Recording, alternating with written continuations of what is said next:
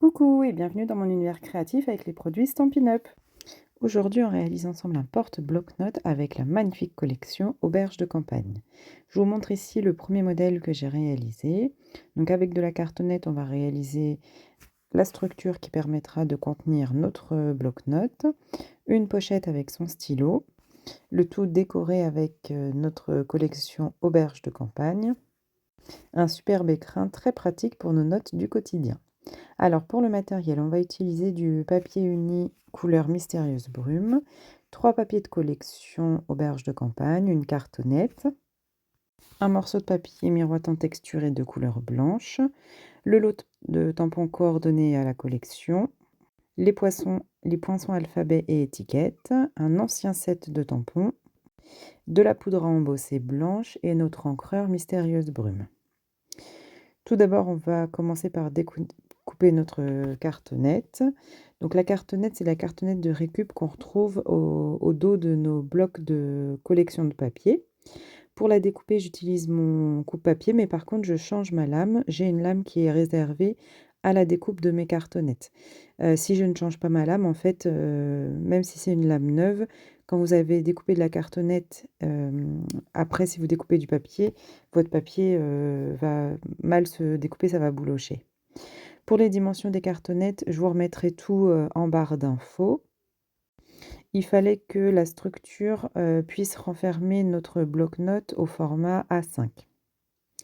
Avec une cartonnette en 30,5 par 30,5, j'ai réussi à découper ce qu'il me fallait pour la structure. Je vais relier ma cartonnette avec un scotch craft.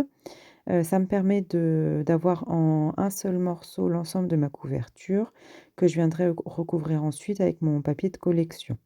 Donc le craft, c'est très facile à utiliser, ça a un pouvoir collant, mais vous voyez, je peux utiliser mes petits outils là pour faire mes structures d'album. Ça colle, mais pas trop. Je viens bien marquer mes plis entre les deux cartonnettes et là, mon outil en T me permet de bien positionner mes cartonnettes en respectant bien un intervalle de 5 mm adapté à l'épaisseur de ma cartonnette. Donc je viens relier à l'intérieur et à l'extérieur. Et vous voyez, j'obtiens une couverture en un seul bloc, facile à travailler. Je vais venir ensuite recouvrir cette couverture avec mon papier bleu, donc le Mystérieuse Brume uni. Pour les dimensions, donc j'oublie pas de changer ma lame évidemment. Pour les dimensions de mes papiers unis, je viendrai également vous les mettre en barre d'infos. Ce que j'ai fait en fait, c'est que j'ai découpé plusieurs morceaux pour venir recouvrir ma cartonnette. Je viendrai ensuite les juxtaposer les uns à côté des autres pour pouvoir recouvrir les cartonnettes. On peut utiliser également les grandes feuilles en 30,5 par 30,5, mais moi j'en ai pas, je travaille beaucoup avec les formats A4. Donc une fois Ici, que j'ai découpé tous mes morceaux, le papier au format A5, je viens marquer un pli à 1, 2 et 3 cm de chaque côté et sur un des côtés opposés. Donc ça me permettra de former ma pochette à soufflet. Une fois que mes papiers unis sont découpés, je viens juste marquer un repère à 1,5 cm du bord haut et du bord bas. Ce repère en fait me permettra après, lorsque je viendrai coller mon papier sur ma cartonnette, de bien l'aligner et de bien laisser à peu près 1,5 cm de languette à rabattre vers l'intérieur. Vous verrez, ça va nous servir de guide et c'est franchement très très facile ensuite pour coller notre papier sur la cartonnette. J'ai choisi de coller ce papier sur... Alors quand je colle du papier sur de la cartonnette, j'utilise du double face. Habituellement, c'est un double face qu'on a au rayon outillage pour le double face à moquette. Mais là, je n'en avais plus, donc j'ai pioché dans ma réserve de double face et vous allez voir, je vais épuiser mon stock en faisant cette couverture. Alors quand, je préfère utiliser le double face pour coller sur la cartonnette. Par contre, quand je colle du papier sur du papier, j'utilise ma colle Tombow qui, elle, se fixe très, très bien et il y a pas de souci. Là, je préfère utiliser le double face parce que, avec la colle, Je n'arrive jamais à bien doser et souvent, mon papier gondole ou ma cartonnette se déforme un petit peu. Donc vous voyez, quand on fait les repères à 1,5 cm en haut, en bas et sur le côté, ça permet de savoir tout de suite où est-ce qu'on vient coller son papier et avec cette technique-là, vous ne pouvez pas vous tromper, votre papier sera toujours collé droit. Donc c'est un papier, épais, hein, vraiment les papiers chez Stampin' Up ne se déforment pas et vous voyez, il n'y a pas du tout de bulle. Le papier est vraiment lisse quand on vient le coller. Donc là, de même, j'utilise mon double face. Je vais venir juxtaposer ce papier de tranche à côté de mon premier papier bleu qui est déjà posé sur ma cartonnette. Et on va venir marquer les plis pour que le papier se fixe bien sur la cartonnette et dans les petits interstices où il y a les plis. Donc il ne faut pas hésiter, donc déjà vous collez que la moitié et il ne faut pas hésiter à venir jouer avec, le papier, le plier, le déplier, vraiment marquer les petits interstices, des tranches pour que le papier, adhère bien à la tranche et à l'intérieur de la tranche. Donc parfois il va se décoller, mais ça c'est pas grave, vous venez juste, vraiment l'ajuster pour qu'il se positionne correctement. L'avantage du papier Stampin' Up, c'est qu'on a beau le plier, le déplier, il ne se déchire pas. Donc vraiment sur les tranches, d'album, vous ne risquez pas, d'avoir un papier qui se déchire. Donc n'hésitez pas à l'utiliser. Alors cette technique, c'est assez consommateur en double face. Là, c'est parce que je n'ai plus de double face, à moquette, mais le double face à moquette est très épais, donc on met pas autant de rangées de double face que là avec mon double face qui est pas très épais. Donc je viens utiliser mon petit outil pour découper les angles. Si vous n'en avez pas, c'est pas grave. Vous découpez de telle sorte à laisser 2 mm entre la cartonnette et le papier de fond, enfin le papier bleu. Donc je préfère commencer par les extrémités et les tranches et ensuite je viendrai, coller le papier bleu qui correspond au dos du projet. Surtout, vous prenez votre temps, c'est une étape qui est très longue. Moi, pour faire la structure, j'ai mis, 2 heures. J'ai 2 heures de film. Bien sûr, j'ai fait des coupes, hein, dans la vidéo et surtout j'ai accéléré, mais 2 heures pour réaliser, la structure. Par contre, il y a vraiment, aucune difficulté, c'est juste, minutieux et vraiment faut y aller étape par étape, bien marquer vos plis à l'intérieur, à l'extérieur, jouer avec son papier. Moi vraiment c'est une étape qui a été très longue, mais au moins je suis sûre que ça ne bouge pas, ça ne bulle pas et le papier ne se déchire pas. Alors là, je sais pas, j'ai dû me planter dans mes mesures. J'avais, 1 petit centimètre de trop, donc c'est pas grave, je suis venue ajuster. Ça, c'est pareil, je vous donne des mesures, mais surtout n'hésitez pas à remesurer sur votre projet. Il vaut mieux vérifier par soi-même, les mesures parce que, à 1 millimètre près, ou une cartonnette un peu plus épaisse, ça peut fausser toutes les mesures. Là, ce qu'il faut vraiment, regarder, c'est surtout le process, les étapes, mais après pour les mesures, il faut venir absolument remesurer, sur votre propre, projet. Donc là, c'est le dernier morceau, c'est facile, c'est le dos, donc c'est tout plat. Avec le double face, ça ne gondole pas. C'est vrai que là-dessus, c'est impeccable, le rendu est vraiment, très propre. Donc vous voyez, on voit bien les plis, au niveau des tranches. Il faut imaginer que ce papier, il est venu se glisser dans ses plis, donc il bouge et donc c'est pour ça qu'il faut prendre son temps et bien marquer ses plis pour que le papier adhère bien à la tranche. Ensuite, vous venez rabattre, n'oubliez pas de marquer les plis au niveau des tranches. Donc là, on rabat, étape par étape, tranquillement. On rabat déjà bien sur la tranche de la cartonnette et ensuite avec le plioir, on vient comme ça positionner son papier bleu. Le plioir de chez Stampin' Up, il est top pour cette étape-là parce que c'est un plioir en os, il est lourd. Ce qui fait que quand vous aplatissez, le papier avec le plioir, il vient tout de suite adhérer sur la cartonnette. Franchement, c'est, un super plioir, c'est du bonheur à utiliser. Vous voyez? Ça vient, vraiment épouser la cartonnette. Donc avec le poids du plioir, ça vient vite, coller sur la cartonnette, c'est vraiment top. Ensuite, on rabat les côtés opposés, bien écraser les angles pour faire de jolis angles. Et voilà, votre couverture est posée. Alors je me lasse pas à chaque fois de regarder, de fermer, de voir si vraiment, tout fonctionne bien. Ensuite, on vient coller les tranches intérieures. Donc pareil, on va s'assurer que le double face s'insère bien dans les espaces entre les cartonnettes. C'est pour ça que je mets du double face sur toute la surface de mon papier. pour être sûr que toute la surface soit bien encollée. Donc je marque juste un repère sur ma cartonnette, pour le bord de ma tranche et ensuite je viens, coller, bande par bande, sur ma cartonnette. Pareil, je viens jouer avec, les plis, j'hésite pas à fermer, ouvrir, fermer, ouvrir, vraiment pour que le papier épouse bien la ligne, donc l'espace entre les 2 cartonnettes. Une fois que c'est fait, après votre papier, il ne bouge plus.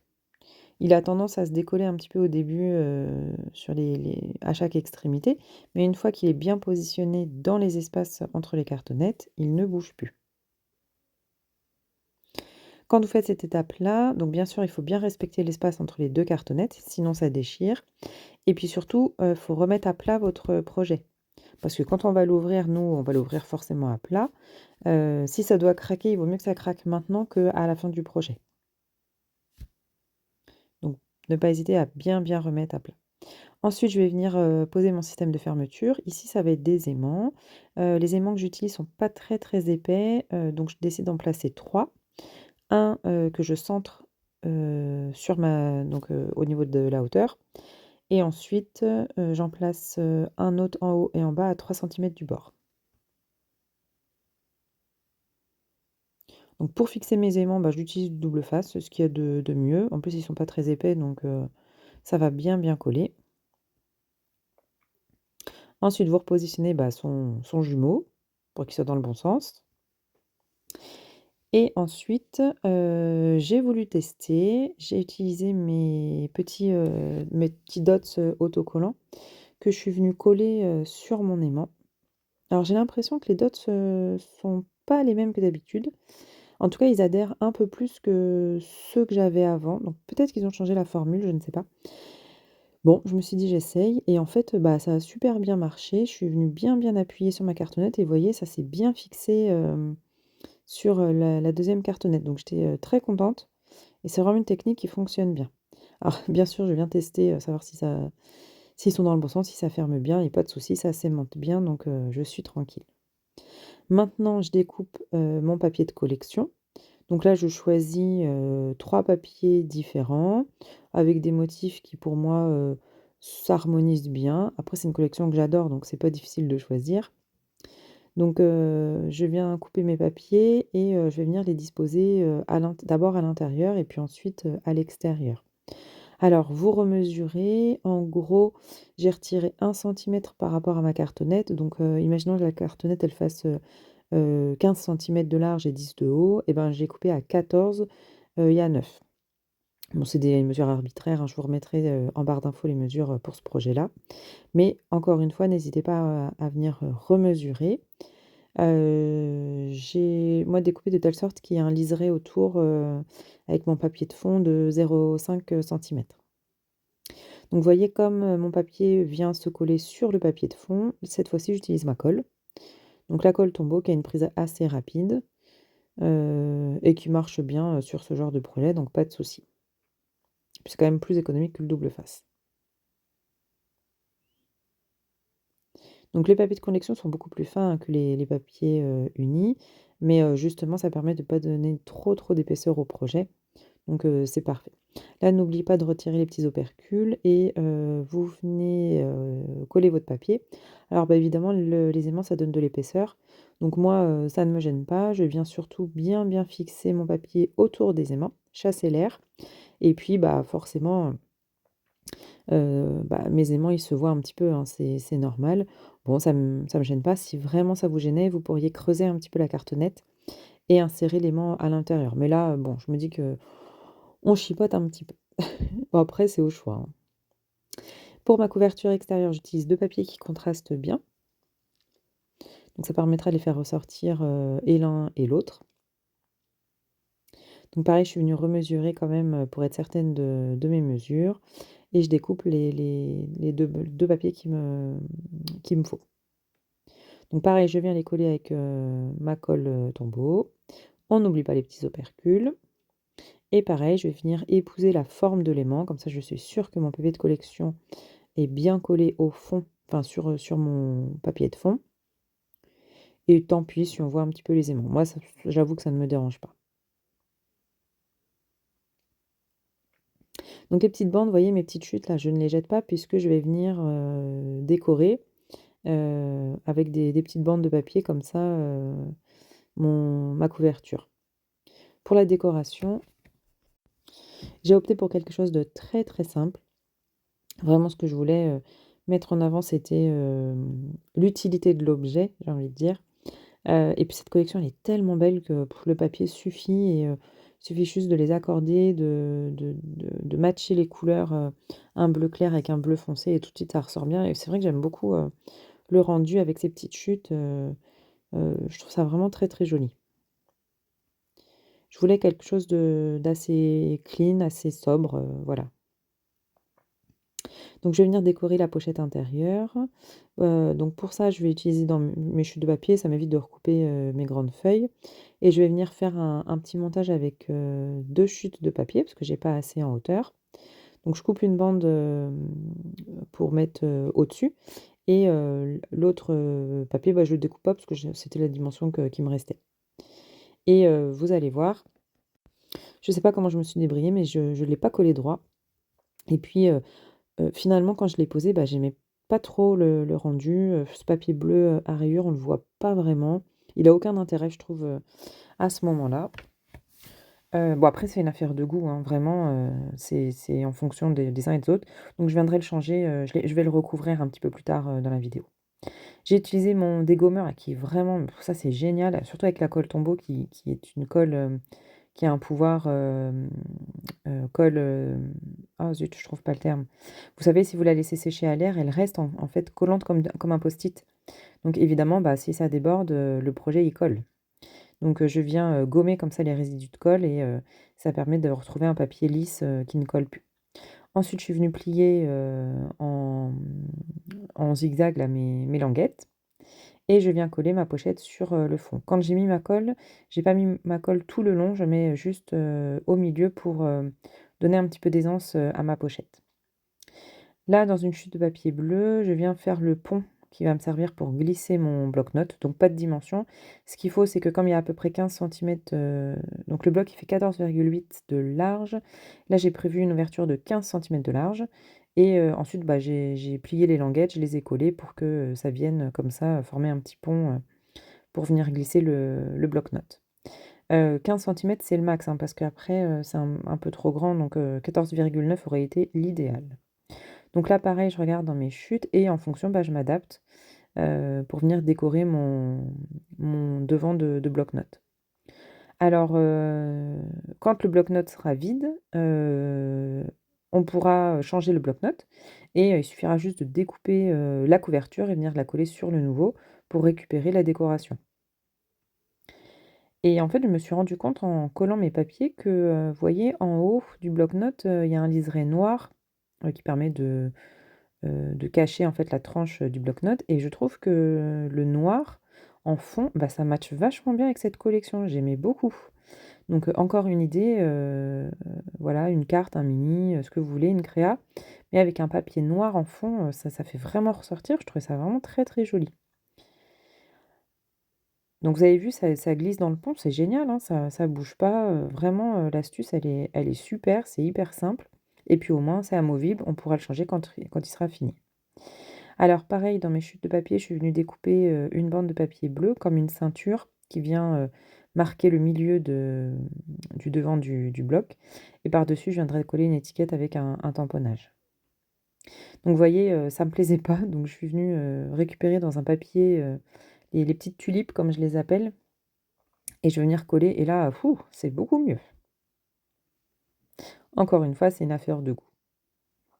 Bon, comme je suis venue rajouter un motif, pour, faire un rappel de ce motif, j'ai découpé, une petite chute et je suis venue la coller, à l'intérieur, donc juste là.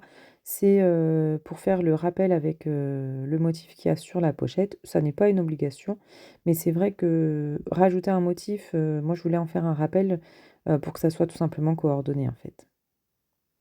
Je vais peut-être embellir cette étiquette-là enfin ce morceau de papier qui paraît bien, enfin qui est là, mais voilà, on se demande ce qu'il fait là, donc je vais peut-être, venir décorer, rajouter quelque chose à la fin, je ne sais pas encore.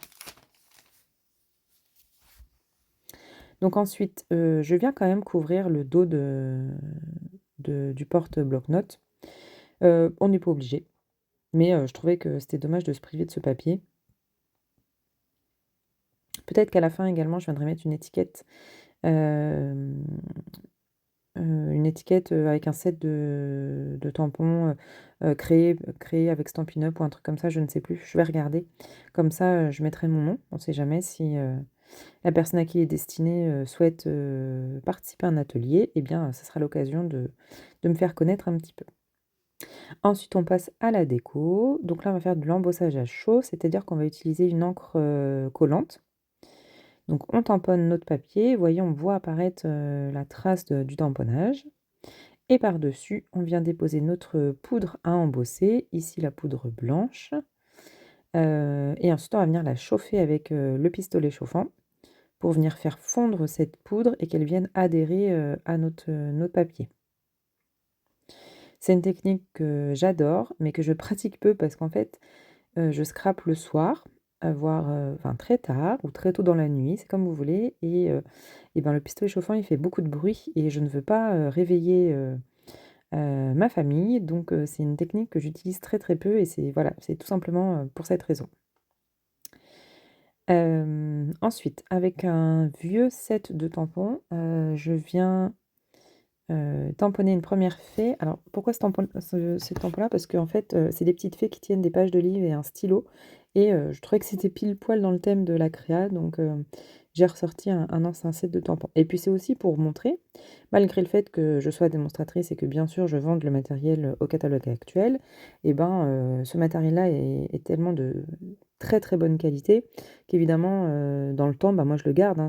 Moi j'ai des sets de tampons qui sont très, très anciens, que j'utilise encore et qui fonctionnent très bien, et ça permet comme ça de mixer les anciennes collections avec les nouvelles, et donc c'était pour montrer aussi que bien sûr avec les nouvelles collections, on peut associer, les anciens sets de tampons, ça n'est pas du tout un problème.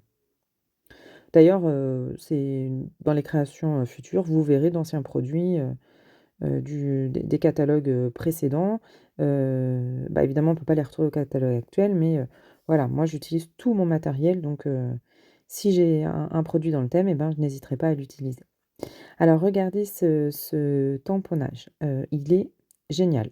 En fait, avec les poinçons de découpe, vous allez pouvoir découper, une grande étiquette, et ensuite, si vous le souhaitez, redécouper, des plus petites étiquettes, les contours des étiquettes, en évidant au fur et à mesure, l'intérieur de la grande étiquette.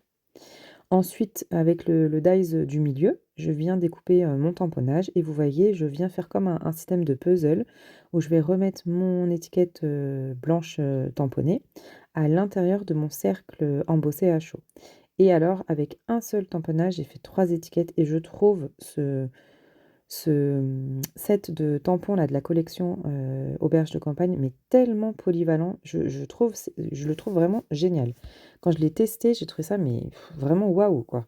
Vous pouvez faire plein, plein d'étiquettes, des étiquettes pleines, des étiquettes que vous évidez, avec, les poinçons plus petits, et vous venez comme ça combiner, vos papiers, les uns dans les autres, les imbriquer pour faire, des étiquettes complètement originales, avec ici des tamponnages, mais on pourrait très bien mixer avec, le papier de collection, ou, voilà, à voir. Ensuite, je suis venue tamponner mon petit sentiment thank you, et je suis venue le découper avec, un poinçon, jolie étiquette. Dans mon papier mousse, je suis venue coller, donc le papier texturé blanc, et je vais venir découper mes notes, mes lettres pour former le mot note. Et alors, révélation, c'est génial. Ça vous fait des découpes en 3D. Vous le passez une seule fois dans la machine, ça découpe, mais ça ne voilà, vous voyez, les lettres, elles se retirent, mais toutes seules. Ça se découpe, c'est génial, et vous avez, comme ça, bah, un opercule à retirer au dos puisque c'est autocollant, enfin, c'est double autocollant, quoi, je sais pas comment vous le dire. Et vous venez comme ça placer votre titre en relief. Je pense que ça, vous allez en voir partout. J'adore. Donc je vais venir repérer le milieu, et je viens placer donc ma lettre, du milieu de mon mot, et je viens coller celle, du dessus et du dessous en suivant cette ligne, donc pour, centrer, mon titre. Et vous voyez, là, on ne se rend pas compte à la caméra, mais ça apporte, de la texture, en fait, le fait que ça soit en relief et puis le papier blanc comme ça, un peu brillant qui prend la lumière, ça accroche le regard. Je trouve ça, c'est génial, j'adore. Franchement, j'adore. Donc je viens coller le centre de mon étiquette et autour le petit, halo, d'étiquette que je suis venue découper, avec mes deux poinçons et vous voyez, ça vous forme qu'une seule étiquette et je trouve ça mais tellement beau. J'adore. J'adore ce set de tampons de découpe, il est polyvalent et celui-là même quand il sortira du catalogue, vous le reverrez parce que je le trouve génial. Je pense que c'est un indispensable. Faut vraiment l'avoir. Ça vous fait des étiquettes de tailles différentes, vous pouvez imaginer dans un thème vintage, dans un thème, shabby, non, j'adore. Vraiment, c'est super. Je cherche les mots, mais je l'adore. Donc vous voyez l'étiquette qui me restait, je suis venue découper, le centre et je vais juste le repositionner, avec ma mousse 3D, donc mes petits, Stampin' Dimensional, pour donner comme ça un petit peu de relief. Donc c'est la même étiquette découpée et juste, mis, sur de la mousse 3D avec le titre. Comme ça, le titre apparaît en 1er plan et ressort bien. Maintenant, on va fabriquer la petite attache pour le stylo. Donc là, vous découpez, donc votre morceau et ensuite vous marquez des plis. Donc il y a, les plis à tous les 7 millimètres et ensuite on découpe à 3,5. Cette technique-là, elle est facile. Ça vous permet de marquer vos plis et de découper. C'est beaucoup plus facile que de découper la toute petit morceau de papier et venir marquer les plis ensuite. Bon, c'est une petite astuce. Ensuite, on décore notre stylo. Donc là, on coupe, il faut couper à peu près 2 centimètres, mais ça, c'est pareil, il faut l'adapter à votre stylo, il faut faire des essais. Parce que moi, j'ai fait quand même pas mal d'essais pour trouver la bonne dimension. Il fallait que le papier puisse bien rouler sur lui-même, mais que ça fasse pas trop d'épaisseur. Donc là, c'est vraiment à adapter à votre stylo. Là, c'est les stylos billes bleues qu'on trouve chez Action. Mais un Bic, par exemple, il faudrait peut-être voir si le diamètre est un peu plus grand, adapté. Donc voilà, on a un joli stylo, coordonné et ça, je trouve ça pareil, c'est trop mignon quoi pour vos projets, c'est super. Donc on vient fermer notre, porte, stylo et je viens juste le coller avec un petit dots, autocollant parce que, si un jour, on veut changer le stylo par exemple, il sera plus, le diamètre sera peut-être plus adapté donc on peut juste retirer ce petit porte-stylo qui nous servirait à rien ensuite. Donc voilà pour le projet, beaucoup d'heures de travail, mais un rendu, que je trouve, vraiment très, très beau. Un bel écrin pour un bloc-notes. Il ne nous restera plus qu'à remplir les pochettes, mais ça fera l'objet d'un prochain tuto pour la semaine prochaine, où on verra ensemble, alors j'ai quelques idées donc voilà, je vais voir dans la semaine ce que je vais faire, mais pour compléter cet ensemble et venir, remplir un petit peu les pochettes. Donc j'espère que le projet vous a plu. Je vous laisse découvrir les photos du projet. N'hésitez pas à, laisser un commentaire, mettre un petit pouce en l'air, partager aussi la vidéo, ça me permet de me faire connaître. Merci beaucoup de passer par ici et puis, je vous dis à très vite avec les produits Stampin' Up. Merci, merci de votre soutien. Bye bye.